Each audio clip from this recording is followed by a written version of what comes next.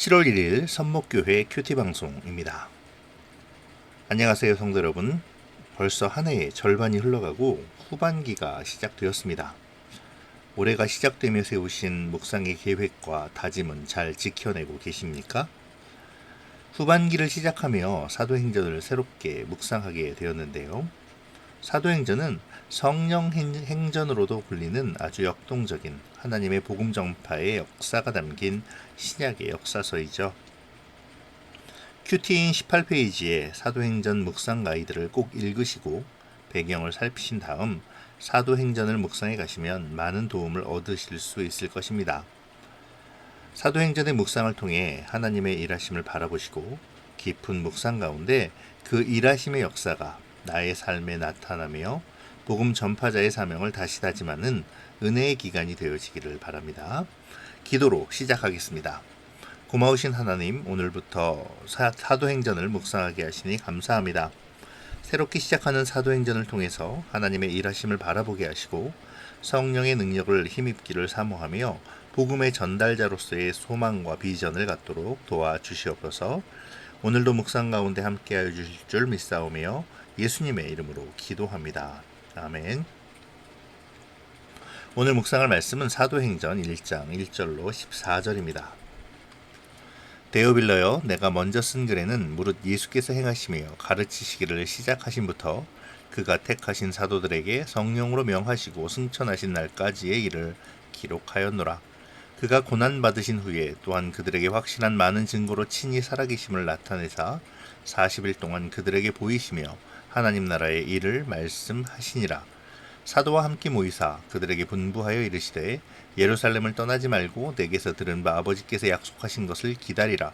요한은 물로 세례를 베풀었으나 너희는 몇 날이 못되어 성령으로 세례를 받으리라 하셨느니라.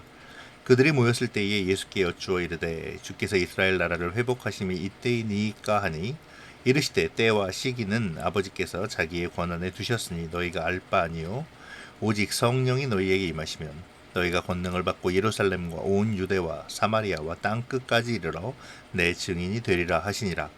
이 말씀을 마치시고 그들이 보는데 올려져 가시니 구름이 그를 가리어 보이지 않게 하더라. 올라가실 때에 제자들이 자세히 하늘을 쳐다보고 있는데 흰옷 입은 두 사람이 그들 곁에 서서 이르되 갈릴리 사람들아 어찌하여 서서 하늘을 쳐다보느냐. 너희 가운데서 하늘로 올려지신 이 예수는 하늘로 가심을 본 그대로 오시리라 하였느니라. 제자들이 감람원이라 하는 산으로부터 예루살렘에 돌아오니 이 산은 예루살렘에서 가까워 안식일에 가기 알맞은 길이라. 들어가 그들이 유하는 다락방으로 올라가니 베드로, 요한, 야고보, 안드레와 빌립, 도마와 바돌로메, 마테와 및 알페오의 아들 야고보, 셀로틴 시몬, 야고보의 아들 유다가 다 거기 있어 여자들과 예수의 어머니 마리아와 예수의 아우들과 더불어 마음을 같이하여 오로지 기도에 힘쓰더라. 아멘. 사도행전은 누가가 데오빌로 각하에게 써보낸 글의 후편에 해당됩니다. 따라서 사도행전은 누가복음의 속편으로서 계속 이어지는 역사라고 할 수 있죠. 이 역사의 주인공은 물론 예수 그리스도시고요. 이 사실을 누가는 사도행전 1장 1절과 2절에서의 서문에서 밝히고 있습니다.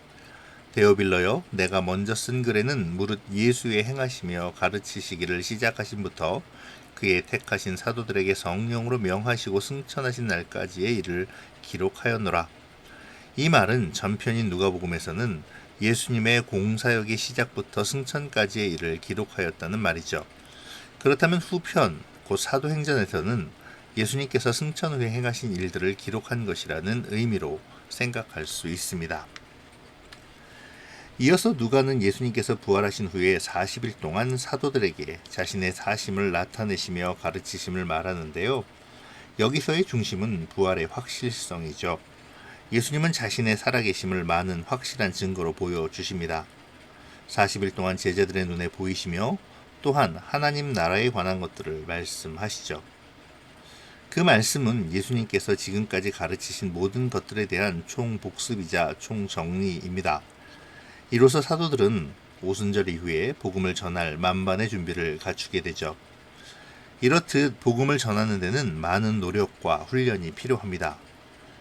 흔히 우리는 성령을 받으면 능력 있는 증인이 되어 놀라운 일을 행하고 복음의 폭발적인 전도가 일어날 것으로 생각합니다. 물론 성령이 임하시면 우리가 권능을 받아 복음을 힘있게 전하게 되는 것도 사실이죠. 오늘 본문 8절에서 주님은 그 사실을 분명히 알려주시니까요. 그러나 우리가 간과하지 말아야 할 것은 성령이 임하기 전 주님께서는 분명 제자들에게 가르치셨다는 것입니다. 예수님의 제자들은 3년 동안 훌륭한 스승으로부터 현장 실습을 겸한 우수한 교육 과정을 성실히 이수했을 뿐만 아니라 마지막 40일 동안에 또다시 총정리 및 복습 교육을 받았습니다. 이렇게 철저한 교육과 준비 과정을 거친 후에 성령을 받음으로 그들은 능력 있는 전도자가 될 수 있었던 것이죠. 성령의 능력은 우리가 말씀으로 무장했을 때 비로소 완전해집니다. 오늘 본문은 그 사실을 먼저 전제하죠. 우리가 말씀을 제대로 알지 못한다면 우리는 우리 안에 나타나는 성령의 능력을 허황된 것으로 소멸시켜버릴 위험이 있습니다. 오늘날 많은 기도의 사명자들이 실족하거나 거짓 선지자가 되는 이유 역시 말씀대로의 적용과 실천이 나타나지 않기 때문임을 분명히 기억해야 하죠. 4절에서 예수님은 제자들에게 예루살렘을 떠나지 말고 하나님 아버지의 약속을 기다리라고 명령하셨습니다. 여기서 아버지의 약속이란 예수님께서 말씀하신 바 하나님 아버지께서 보내주시겠다고 하신 성령의 약속을 가리키는데요. 이 약속의 성취로 말미암아 세상을 향한 복음의 전파가 본격적으로 시작되게 됩니다. 이와 관련하여 예수님은 사도들에게 성령 세례의 약속을 다시 상기시키시죠. 5절을 보실까요? 요한은 물로 세례를 베풀었으나 너희는 몇 날이 못되어 성령으로 세례를 받으리라 하셨느니라.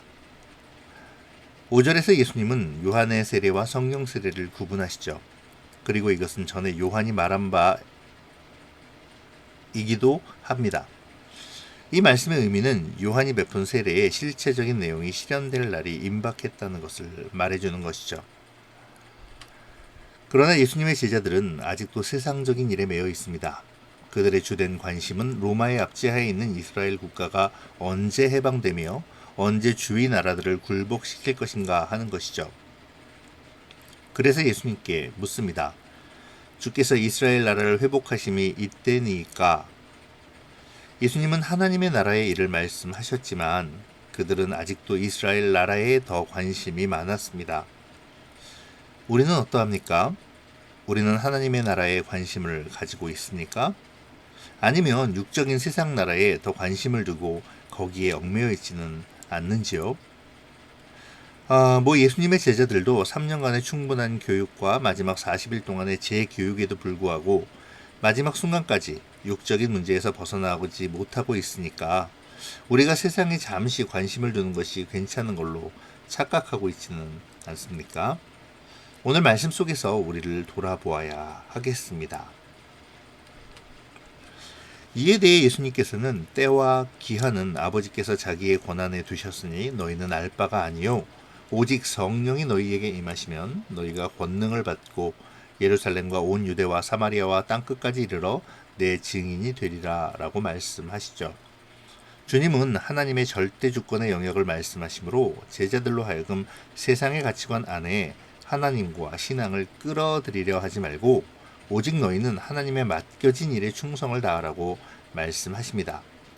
어쨌든 이스라엘의 회복 시기에 관한 문제나 종말의 문제와 같은 것은 하나님 아버지의 고유 권한에 속하는 것이죠. 우리 인간의 알 바가 아닙니다. 우리 인간은 모든 것을 다 알 수 없습니다. 우리는 하나님이 허락하시는 것 외에는 알 수 있는 능력이 없죠.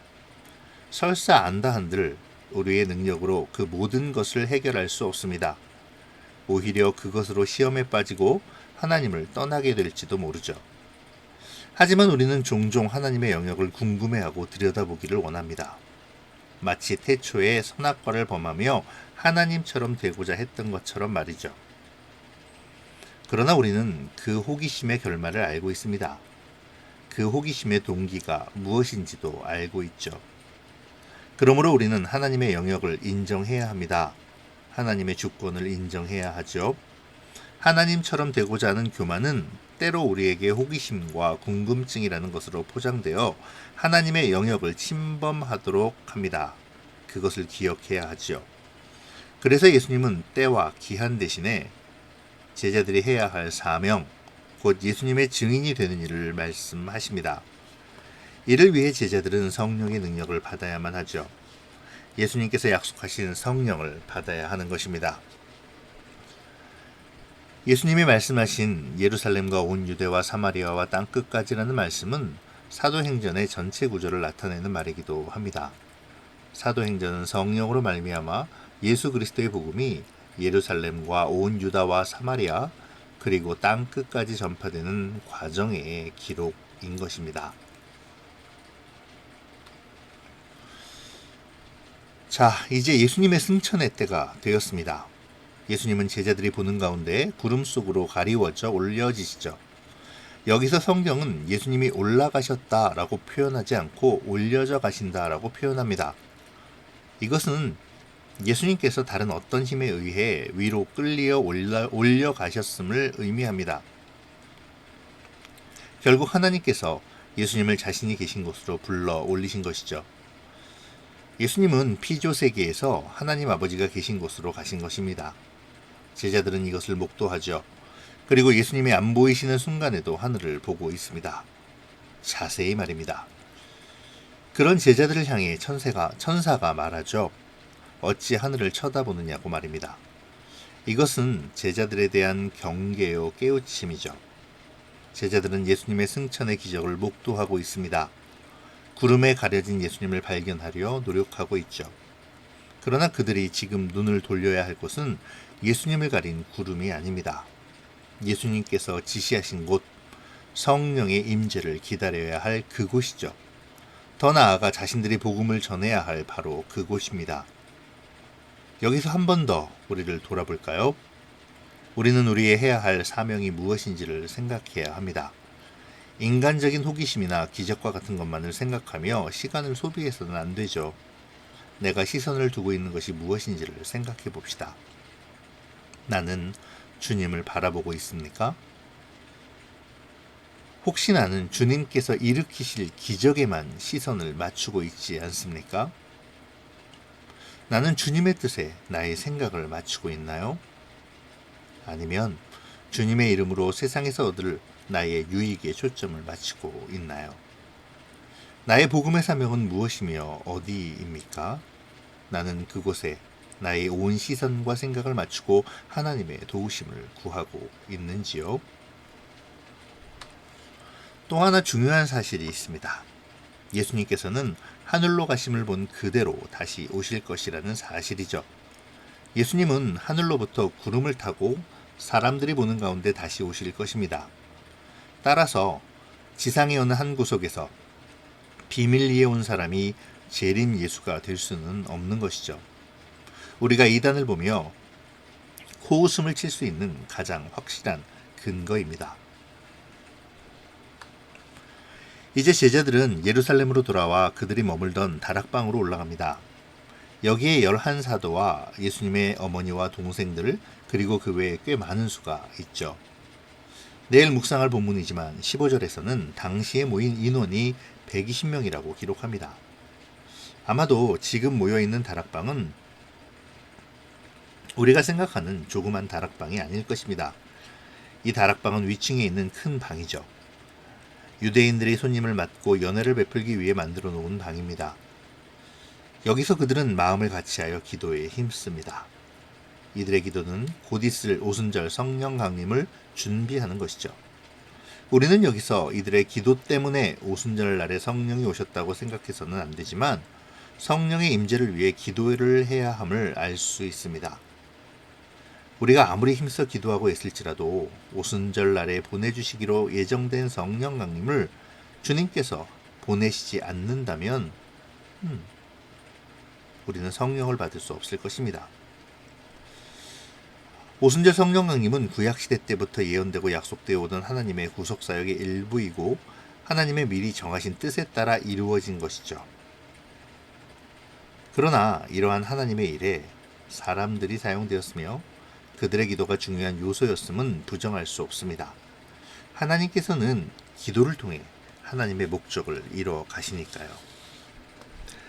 여기서 오로지로 번역된 헬라어 프로스카르테레오는 어떤 일에 전념하다, 몰두하다라는 뜻인데요. 그들의 기도가 온전히 하나님께 집중된 기도였음을 알려주는 것이죠. 그들은 오직 기도에 전심전력하였으며 딴 생각을 하지 않았습니다. 오로지 그리스도의 약속에만 집중하였던 것이죠. 기도할 때 마음이 나누어지면 기도에 전념할 수 없죠. 따라서 기도할 때는 세상에 속한 마음을 다 버리고 오로지 하나님과 하나님의 일들을 생각하며 기도에 전심전력해야 합니다. 오늘 그들의 기도를 바라보며 우리의 기도를 돌아보면 좋겠습니다. 오늘 말씀을 한 문장으로 표현한다면 증인의 삶을 위한 준비라고 할 수 있는데요. 우리의 묵상도 여기에 초점을 맞추면 좋겠네요. 증인은 이것이 사실이다 라고 말하는 사람입니다. 그렇게 생각합니다 라고 말하는 사람이 아니라 나는 그것을 압니다 라고 말하는 사람이죠. 또한 증인은 말만의 증거가 아니라 행동의 증인이 되어야 합니다. 헬라어로 증인이라는 말은 순교자라는 말과 같다고 합니다. 이것은 증인이 순교자가 될 각오가 되어 있어야 함을 말하죠. 다시 말하면 증인이 된다는 것은 어떤 희생을 치르더라도 충성스러워야 한다는 것을 의미하는 것입니다. 그렇기에 올바른 증인의 삶을 위해서는 준비가 필요하죠. 오늘 본문을 통해 그 준비함을 묵상하면 좋겠습니다. 나는 증인의 삶을 살기 위해 말씀으로 준비되고 있는지, 예수님이 가르쳐 주신 말씀과 훈련을 잘 따르고 있는지, 성령의 도우심과 성령의 충만한 임재를 소망하고 있는지, 그 충만한 임재를 위해 기도에 전념하고 있는지를 말이죠. 아주 오래전 PC 통신을 할 때 제 아이디가 X29였습니다. 왜 X29였냐 하면 사도행전 29장을 표현한 것이죠. 사도행전은 28장으로 끝나는 것이 아닙니다. 사도행전은 지금도 그리스도의 증인된 우리를 통해 쓰여지고 있죠. 그러므로 오늘 본문을 묵상하시며 증인으로서의 준비를 결단하면 좋겠습니다. 그렇게 사도행전 묵상에 첫 발걸음을 내딛는 그러한 시간이 되어지기를 바랍니다. 기도하겠습니다. 좋으신 하나님, 오늘부터 사도행전 묵상을 허락하시니 감사합니다. 사도행전을 묵상하며 주님께서 일하시는 복음의 역사를 바라보게 하시고 그 증인으로서의 사명을 묵상함으로 복음의 전도자로서 나의 모습을 결단하게 도와주시옵소서. 오늘 첫 발걸음을 내딛습니다. 오늘 말씀을 통해 증인으로서의 삶을 어떻게 준비해야 하는지를 보았습니다. 주님, 우리가 말씀과 기도로 성령의 임재를 소망하게 하시고 우리 안에 역사하시는 성령의 충만함으로 담대히 복음을 전하는 증인의 삶을 결단하게 도와주시옵소서. 오늘도 우리 안에 역사하시며 우리를 인도하여 주실 줄 믿사오며 예수님의 이름으로 기도합니다. 아멘.